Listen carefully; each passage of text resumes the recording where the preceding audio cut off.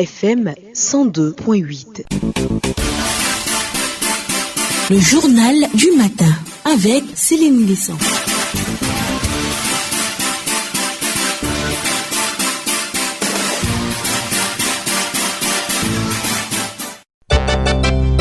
45 ans de vie épiscopale et 90 ans pour Monseigneur Paul Dacouri-Tablé, évêque émérite du diocèse de Grand-Bassam.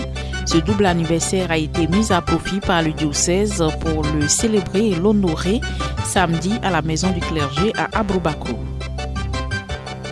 Et puis en la solennité de l'Immaculée Conception qui a coïncidé cette année avec le deuxième dimanche de l'Avent, le pape François a présidé la Sainte Messe dans la basilique Vaticane où il a créé la veille 21 cardinaux. L'homélie s'est concentrée sur la beauté de Marie, servante non pas dans le sens d'asservie, mais d'estimer. Madame, Monsieur, bonjour. Ouvrons ce journal avec l'actualité dans le diocèse de Grand-Bassam marqué par la célébration des 45 ans d'épiscopat et 90 ans de Monseigneur Paul Dacouri-Tablé, évêque émérite du diocèse de Grand-Bassam. Samedi 7 décembre, Aboubakro, localité historique du diocèse de Grand-Bassam, a été le théâtre d'une célébration exceptionnelle. Les 45 ans d'épiscopat et les 90 ans de vie de Monseigneur Paul Dacouri-Tablé, évêque émérite de Grand-Bassam. Cet événement, marqué par une messe solennelle et des hommages vibrants, a rassemblé fidèles, autorités religieuses et civiles dans une ambiance de ferveur et de reconnaissance. Débutée par une cérémonie d'hommage à l'élu du jour, cette célébration a été marquée par la messe d'action de grâce présidée par Monseigneur Jacques Ayoua, archevêque métropolitain de Bouaké, entouré de Monseigneur Raymond Awa, évêque actuel de Grand-Bassam, des prêtres et des religieux venus des 4 coins de la Côte d'Ivoire. Dans son homélie, Monseigneur Ayoua a salué l'engagement pastoral et le rôle de bâtisseur de Monseigneur Paul Dacouri-Tablé. Il a rappelé les grandes étapes de son ministère, notamment la construction de nombreuses infrastructures ecclésiales et sociales, ainsi que son rôle dans l'évangélisation du diocèse. Écoutons un extrait. C'est un long pèlerinage de 90 ans sur la terre qui se poursuit toujours sous la bienveillance de son Créateur. Quelle grâce! Que le nom du Seigneur soit à jamais béni.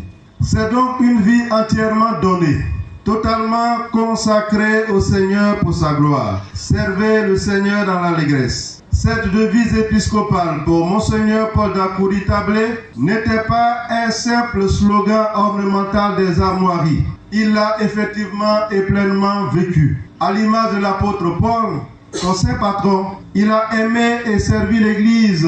Il a aimé et servi le Seigneur sans récrimination, avec un grand engagement et un profond dévouement. La joie et l'amour de servir le Seigneur chez notre jubilé nonagénaire était tout intérieur, profondément intérieur. Elle n'était pas feinte, elle n'était pas hypocrite. Elle ne se manifestait pas à travers des attitudes extravagantes, spectaculaires, pour attirer les regards. À ceux qui savent voir et lire au-delà de l'aspect matériel, elle se révélait dans une sorte de dignité qui force l'attention et l'admiration. Elle se manifestait non dans les rires aux éclats, même si de temps en temps il y a quelques éclats de rire, mais vécue dans une profonde sérénité qui frisait parfois l'impassibilité.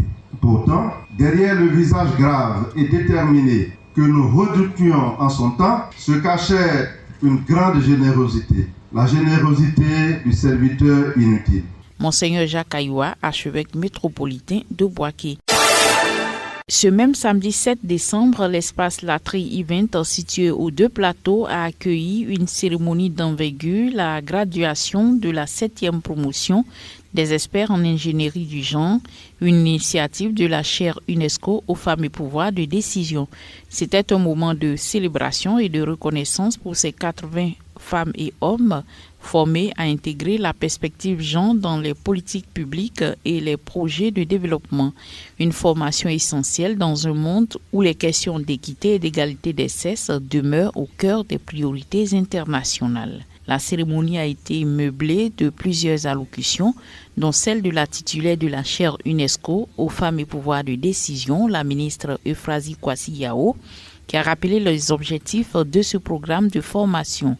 Dans une salle comble, l'émotion était palpable chez les 80 nouveaux experts qui ont été invités par la ministre à avoir le sens de l'action et de la culture du résultat pour réussir leur mission. La réussite de votre mission exige que vous ayez le sens de l'action.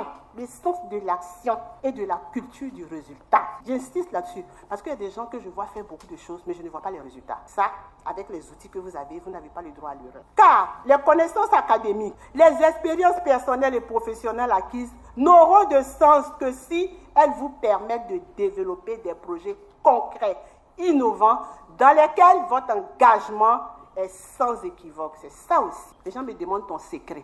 Car les plus beaux et grands accomplissements, les plus séduisantes stratégies ne sont rien au reste de pâles réalisations sans un engagement indéfectible et celle d'entre vous. Travaillez, travaillez, travaillez, parce que le monde appartient aux vaillants et aux vaillantes. Vous représentez ce que tous ces pays-là, la Côte d'Ivoire, le Burkina Faso, le Mali, le Togo, le Bénin, le Tchad, le Gabon, la France, le Canada, en clair, l'Afrique et le monde, ont de précieux à offrir. Croyez en vous. Abin vous l'a dit, votre parrain vous l'a dit. Avant, on disait que la Côte d'Ivoire, on est un petit pays, en Afrique, on ne peut rien faire. Non! Avec l'approche Jean, c'est terminé. Par votre jeunesse d'esprit, votre dynamisme et la transversalité de votre formation, vous êtes suffisamment outillés pour être de véritables acteurs et actrices du changement, bien sûr, positif. Je compte sur chacun et chacune de vous. C'est entouré des 21 cardinaux que le pape François a présidé la solennité de l'Immaculée Conception, l'occasion pour le pape de revenir sur 3 aspects de Marie, fille, épouse et mère. Marie nous rappelle-t-il à une enfance qui n'est pas racontée dans les textes sacrés. L'Évangile nous la présente au moment de son entrée sur la scène de l'histoire comme une jeune fille riche de foi, humble et simple. La Vierge Marie nous apparaît belle comme une fleur qui a poussé dans l'ombre et qui est enfin prête à s'épanouir dans le don de soi. La deuxième dimension de la beauté de Marie est celle de l'épouse. Elle est ainsi définie comme servante du Seigneur, mais tient à préciser le pape, servante non pas dans le sens de asservie et humiliée, mais personne de confiance estimée. Vient ensuite la maternité de Marie. L'Immaculée est belle dans sa fécondité, c'est-à-dire dans son savoir mourir pour donner la vie, dans son oubli de soi pour prendre soin de ceux qui, petits et sans défense, s'accroche à elle, estime le pape François avant d'avertir. Cette beauté de Marie n'est pas un mythe inaccessible, ce n'est pas le cas. Nous la recevons comme un don dans le baptême lorsque nous sommes libérés du péché et devenus enfants de Dieu. Le pape François qui invite les nouveaux cardinaux à être des bâtisseurs de communion et d'unité. Lors du consistoire ordinaire qui s'est tenu dans la basilique Saint-Pierre samedi 7 décembre, les 21 nouveaux cardinaux, parmi lesquels son éminence Dogbo Ignace cardinal Bessi, archevêque d'Abidjan, ont prêté fidélité et reçu leur barrette après avoir été invités par le souverain pontife à parcourir le chemin de Jésus en remettant le Christ au centre de toute leur vie et leur mission. Le compte rendu d'Olivier Bonnel de Radio Vatican. Cela peut aussi nous arriver que notre cœur se perde, a dit le pape devant les nouveaux cardinaux, qu'il se laisse éblouir par l'attrait du prestige, de la séduction, du pouvoir ou par un enthousiasme trop humain pour notre Seigneur.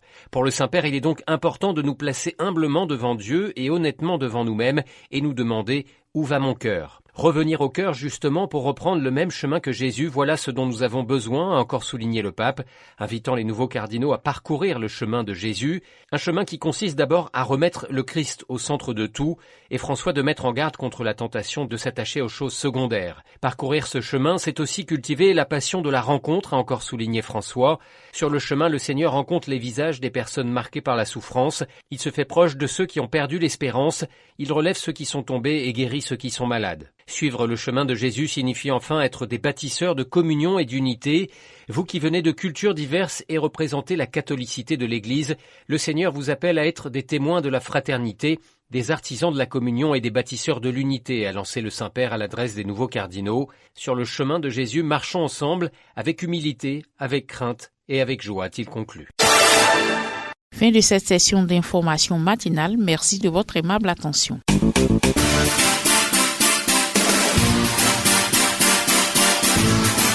FM 102.8.